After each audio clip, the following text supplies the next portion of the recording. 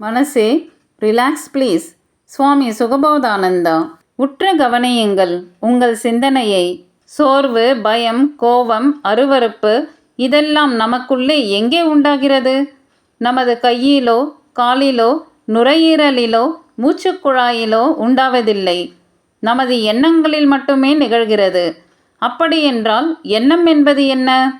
யோசித்து பாருங்கள்.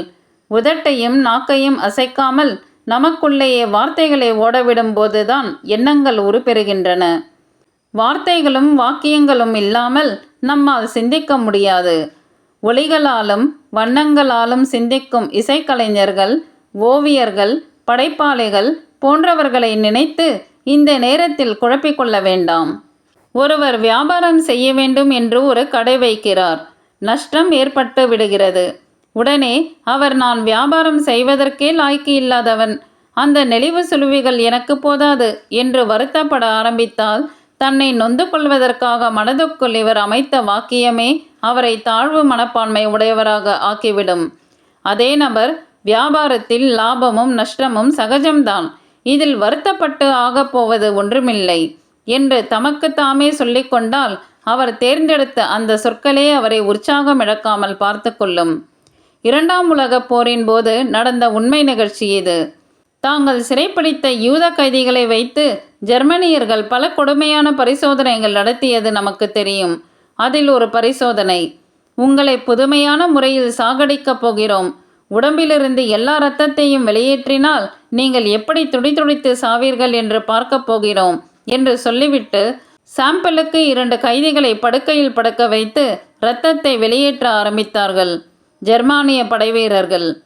கைதிகளின் உடம்பிலிருந்து வெளியேறிய இரத்தம் பக்கத்தில் இருந்த பாட்டிலில் டப் டப் என்ற ஒலியுடன் விழ ஆரம்பித்தது.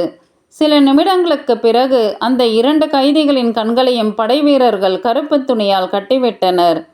அதில் ஒரு கைதியின் உடம்பிலிருந்து இரத்தம் வெளியேறுவதையும் நிறுத்திவிட்டார்கள். ஆனால் பாட்டிலில் டப் டப் என்று விழும் ஓசை கேட்கும்படி மாற்று ஏற்பாடு செய்தார்கள். இந்த டப் டப் சத்தத்திலேயே பீதி அடைந்த அந்த கைதி, ஐயோ, உடம்பிலிருந்து இரத்தம் போய்கொண்டே இருக்கிறது, இன்னும் கொஞ்ச நேரத்தில் இரத்தம் வற்றி சாகப் போகிறோம் என்று பயத்தில் நடுங்க ஆரம்பித்தான். பரிசோதனையின் முடிவில் உண்மையிலேயே இரத்தம் வெளியேற்றப்பட்ட கைதியும் இறந்து போனான். தன் உடம்பிலிருந்து இரத்தம் வெளியேறுகிறது என்ற பிரமையில் இருந்த கைதியும் இறந்து போனான். 2ஆம் கைதியின் மரணத்துக்கு அவனது சிந்தனையும் சிந்தனை செய்ய அவன் தேர்ந்தெடுத்த வார்த்தைகளும் தான் காரணம்.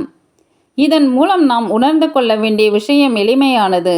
ஒரே போரடிக்குது, ரொம்ப டயர்டாக இருக்கு, உடம்பே சரியில்லை, சனியன் புள்ளையா இது, பிசாசு, இது மாதிரியான ரெடிமேட் நெகட்டிவ் வார்த்தைகளை பயன்படுத்தாதீர்கள். பேசும்போது மட்டுமல்ல, உங்களுக்குள் சிந்திக்கும் போது கூட.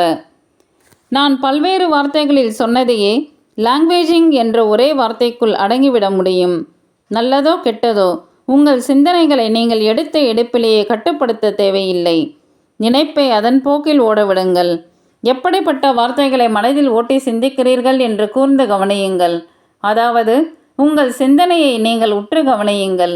வேறொருவராக விலகி நின்று கவனியுங்கள். ஒரு வகையில் தியானம் செய்வதற்கான அடிப்படை தகுதியும் இதுதான்.